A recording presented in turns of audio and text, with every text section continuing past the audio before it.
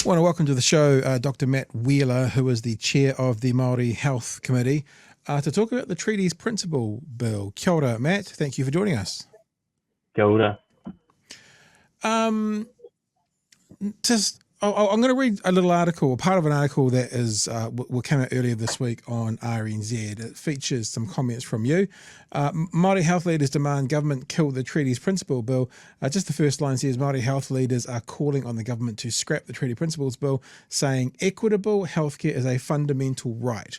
I'm really interested to kind of pad this out a bit, because when a lot of us, maybe without the background, who aren't Māori, think about what we're hearing in the press, we think about things like, ceding sovereignty. We think about things like kawanatanga. We think about tēnei tiratanga, and you're coming at it from a health perspective. Can you unpack that a little bit for us and tell us how this relates specifically to health and Māori health? Yeah, absolutely. So, one of the things about the Treaty of Waitangi is when it was signed, it was saying that everyone was, Māori and non-Māori were going to be given sort of equal rights when they were necessarily seen and placed within the country. And so one of those equal rights, or what we call taonga, was essentially considered health, and there has actually been a Treaty of Waitangi claim to that effect. So it's Y2575. And so Y2575 says that there's been systematic underfunding of government, of health agencies for a prolonged period of time. And it was from that report that actually came the idea of Te Akawhai order. And so we've already had the Treaty of Waitangi principles examined in a health context, and it has been very clearly articulated by the Waitangi Tribunal that there isn't equitable health going on. And I think one of the things that we have to be, and I think the listeners really probably need to appreciate, is there is actually a difference in the terminology that David Seymour is using when he talks about equality, and when we talk about things, we're talking about equity. Yeah. And so there's a sort of traditional picture when you Google those two things. It's of the sort of three kids sitting at a fence line, or everyone getting the same box is equality, and everyone getting different boxes based on, and we're sort of talking about the same stuff, talking about needs. That's it. Yeah. And, the thing is that race in this country, unfortunately, does equate to need on the health statistics. I do a fair bit of lecturing around Māori health and equity within health systems. And one of the things that I say is, as I get is the opening statement and gambit I use, as I sort of talk about asking people to guess what the life expectancy and I started with my oldest daughter, what the difference in life expectancy of my daughter is based on the fact that she's born to me versus if she was born to someone who was non-Māori. And the answer is it's about 8 years difference for females and 7 years difference for males. And that standardized for, parental education, income, all of these sorts of things, that just says that just because of the race that you're born to, my daughter has essentially an 8 year less life expectancy than not. And so you've got to start to say, well, what are the reasons that are behind that? And often it's not just individual racism. I don't believe people in this country get up every morning and go, I'm going to be mean to someone because of this, or this. It's just systematic, unconscious, just things that necessarily happen that mean that there's a series of failings that necessarily happen. So the purpose of, I guess, this is a sort of, and I guess we're in a long format. The purpose of the things that we or what I'm saying is, we know that there's things that are ongoing here, and so they've been well articulated. And so then to have a bill to think that we're going to re-look at this when it's already been looked at is a sort of a really unfair misnomer for people, because it has been looked. It is really well articulated. It's not needed. It's got a significant cost associated with it, and one of the things I said in that article is it's the government's bill. It's not a Seymour bill, because as soon as you support it and you're saying that it's going through by those parties, it becomes all of those parties. And what I have a problem furthermore with it is that if they're saying they're only going to support it past the first reading, is they're saying, well, all we want is division. All we want is something that's been well articulated to be hashed out in the public space. And what this does, in a health context, and the reason why, because, we loop this back, is as soon as people start to feel unsafe, because their entire, I guess, constitutional right is being questioned or being re-examined upon the agreements that was, people are going to start to feel unsafe. With that increased level of stress, they start, it starts affecting their health in a variety of different ways. There was a really famous study in America looking at farmers who got income just once a year. They sold their harvest, and they did an IQ test before they did their harvest, so they were in relative poverty right before they sort of got their yearly income all at once, and they were relatively well off after their harvest. And they tested their IQ before and after that, and there's about a 7 to 10 IQ point difference between those two time points. And so we know that chronic stress affects intellect. We know that it affects decision making, and that's not just because you wake up in the morning and you go, I'm making bad decisions, which is often, and that's that personal responsibility conversation. If we put people in stressful situations, they don't actually have the intellect to necessarily be able to make good life choices. We know that increased stress increases blood pressure, which then in turn can lead into strokes, into heart attacks. There are direct and indirect health outcomes that come from this.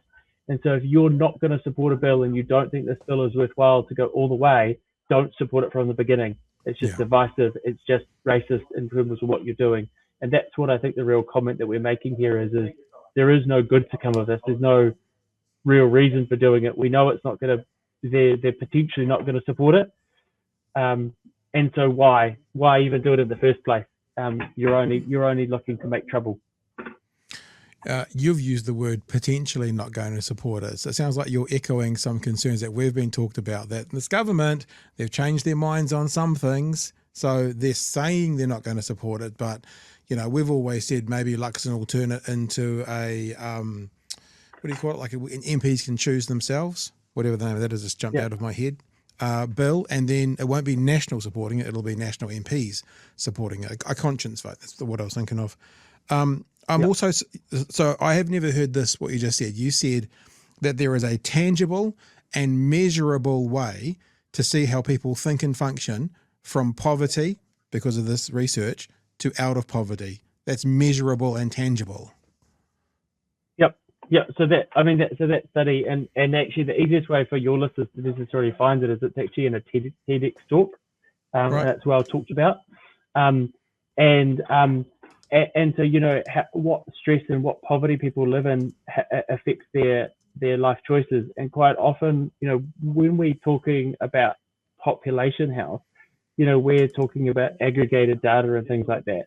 So when often we like to use people who sort of break that glass ceiling as an anecdote, and we might go and turn out and say, well, Shane Tiriti himself was a MAPA student. So what that means is he was direct entry for being Māori into the University of Auckland, and so look, he did well for himself. Look, he's the Minister of Health. Māori don't need these things because they've done well for themselves. So they use anecdote and single things rather than necessarily looking across the board. That they're underrepresented in all these, for population, the number of Māori, there isn't that same population parity in terms of Māori doctors. There isn't the same population parity in terms of nurses, allied health staff. So it's showing that we're not making it into these professions, and it's not because Māori per se they're less intelligent. It's because of the opportunities and the ways that they're necessarily being brought up, and the messages they're necessarily being given. That whole sort of thing of you're not good enough, you should be doing manual labor, the blue collar stuff other than white collar. Those sorts of messages is that sort of institutional thing, and it's across every sort of sector, and they all have a role. There's a genuine appreciation for there's a reason why there's an overrepresented population in prison is because of sort of targeted practices and and the likelihood of being prosecuted and things like that. We often say here, your anecdotal evidence may not necessarily reflect the data. which is what you're saying about everything's based on their anecdotes. Can you explain to us, because we hear various commentators, politicians talking about we're gonna actually allocate our funding based on need, and they seem to look and go, this group of people who have breast cancer, there is a need for that, so we'll fund that. This group of people who have motor neuron disease, there is a need for that, so we'll fund that. But when they go, this group of people who are Māori, there's a need, they go, we're not going to fund that. So when it comes to the need, the medical needs of Māori, how do you pull apart the need of the group? Because it won't be completely 100%. There's not 100% of Māori are going to need, this funding for this particular issue. So how do we look at the need for Māori and then how to fund it when it comes to their medical fraternity? Yeah, that's a really great question, and I think that would help make it clearer in other people's minds about why we're necessarily talking about this. That example of first up, that example of differences in life expectancy is number one, and an example of need. In my sort of other hat or other life I lead, I'm a haematologist, and I've just finished as second author on a study that's looking at age standardized mortality rates for Māori versus non-Māori across all hematological malignancies. And so, when we, and when you standardize for various different things, the reason that we see in the health system as there being a need is because, certainly if you talk about the hematological malignancies, there is a higher rate of mortality, of getting cancer, and a higher rate of mortality or death from those cancers, and you can't necessarily break it down perfectly for that. And so that again is very literature based, and it was only published this year. And so we know that Māori across most of the hematological malignancies have a poorer outcome and a higher chance of getting these malignancies.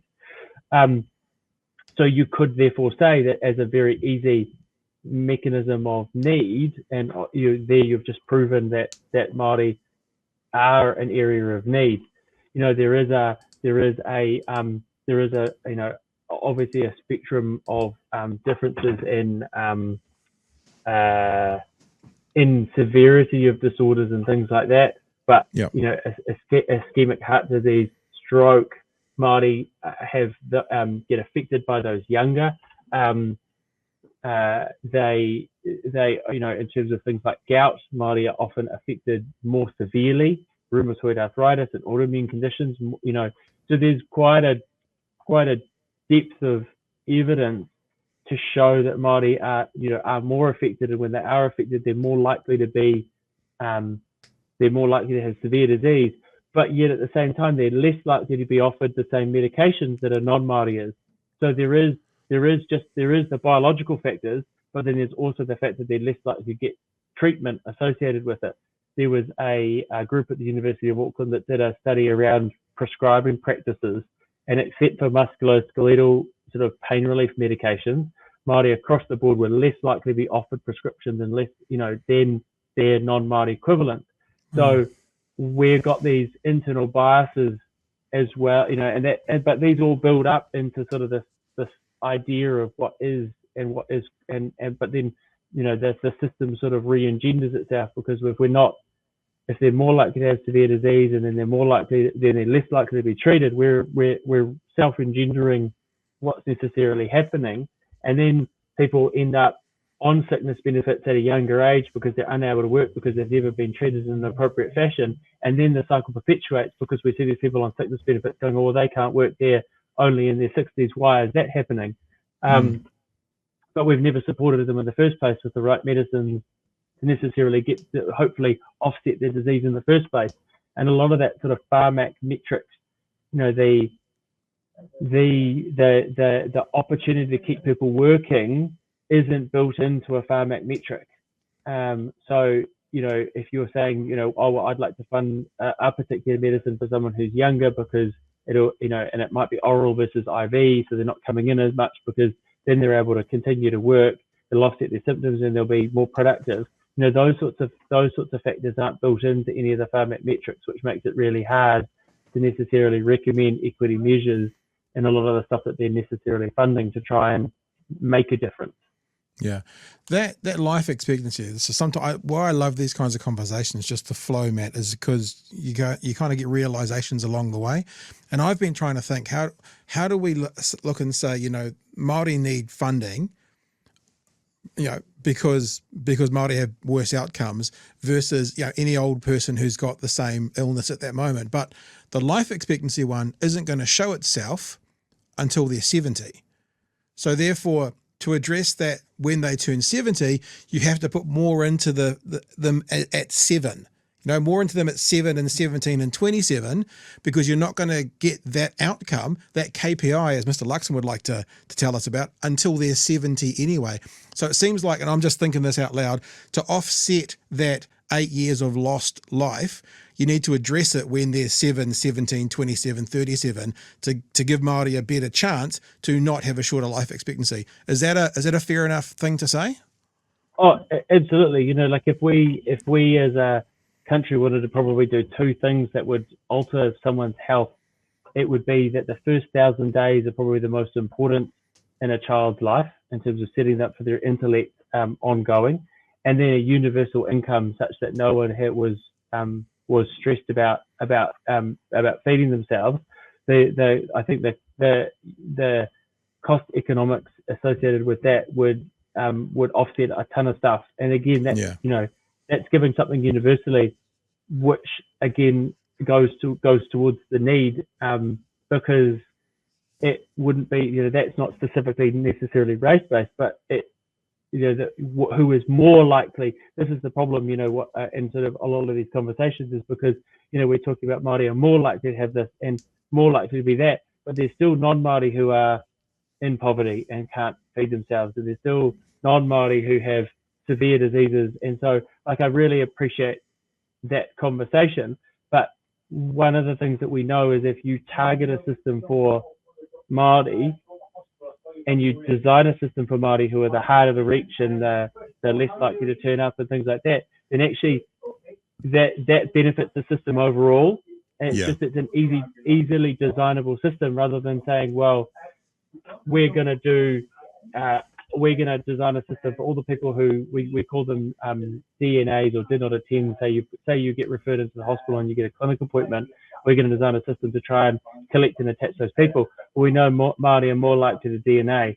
So, right. So if you design it for Māori, then because it's an easily identifiable population across that list, and then do it for everyone, then you actually do improve the overall outcome. So an idea of you design a system for Māori, you're designing it for all, is one of the things that's really lost along in the health conversations that we're necessarily seeing, but people get lost in the who's it necessarily targeted for. Yeah. Just to bring this right back to the start, the reason that you as a representative of the Māori Health Committee are talking about this is based on David Seymour and the government's treaty principles, referendum, bill, policy, whichever word you want to say. We're hearing a lot from people who are saying there are no principles in the treaty. No one knows what the principles of the treaty are. A very quick Google search will show you that partnership protection and participation are a framework that they look at the treaty at the moment for the principles of. Are you able to expand at all or explain from your perspective the principles of the treaty as we know it right now? Have we defined them? Or the other thing is, and we hear Chloe Swarbrick say this a lot, yes, a conversation around the treaty is needed, but a binary outcome is not the way to go with it. So do we still need to have a conversation around the treaty principles, or have they been defined and are they working fine at the moment? The problem is if you legally define them as they stand right now, in 40 years, because this conversation, 100 years was different from what it is now. And the problem is, as soon as you define it and bind it, then, let's just imagine that we actually just really just got on as a country and said, these health statistics, these education statistics, these prison statistics aren't acceptable. We're going to make a difference, and we're going to bring everything, and we're going to aim for equity, and we get up to that. Well, then theoretically, when we get there and we're meeting what the treaty principles are, we're then going to rechange what our conversation is, because we're all at the same. So But if we define them in law now, well, with it, to be fair, the Waitangi Tribunal has been going for how many years, and has been looking at all their cases. The treaty principles are very well defined. The problem is that most people I don't think are making the effort to actually look. And you're exactly right. You can Google them, and the 3 Ps have been quoted since I was at medical school, which was in the early 2000s. Yeah. That hasn't necessarily changed. There's been the occasional document that has been a bit more nuanced about them, and certainly in health, we generally get, we've got a few different documents that sort of help it a little bit more. If you're applying for research funding, you've got to be a bit more nuanced, than just the 3 Ps. But they are very well defined. It is very much about co-design. Asking how you necessarily want your service to be delivered to you, how you necessarily want it to look, how you want it to feel. And to be a bit nuanced about it, because Māori as a population in and of themselves isn't one person multiplied 50 times. They're equally like everyone else. We're all individuals, and so it's got to have some flexibility for individuality within that space as well. So I think this is trying to hit something that doesn't need to be hit for the sake of I guess to whose benefit, to what benefit, and for why. And I think there's too many of those questions going at a time where certainly within the health system we're looking for austerity, and all the health budgets are dropping, and this has been quoted at $4 million for 6 months. Well, that could be a fantastic injection into health system, education system, any other system, rather than just doing a bill that there's no promise that it's going to continue. And I guess coming back to your original point, I completely agree. They've said the National Party won't support but then what? All bets are off. And governments have lied before. Governments have not told us the truth before. So that's their point. I guess their stake in the sand right now. But in 6 months' time, they might turn around and say, "Oh, well, actually, this bill looks pretty good, and actually, we're willing to support this now." And we've all been told a lie. The point is, at the end of the day, they're still doing this, which I think is for no good reason. And I guess when you go back to the flag referendum, how much money was wasted, and we're happy to accept that taxpayer money to just do something that doesn't need to be done. Yeah, no. That's a really good point. And I think we'll leave it there. So thank you, Dr. Matt Wheeler, for joining us today. Some real good thoughts coming out of that for us to continue to grow with. Appreciate your time. Much appreciated. Thanks for having me.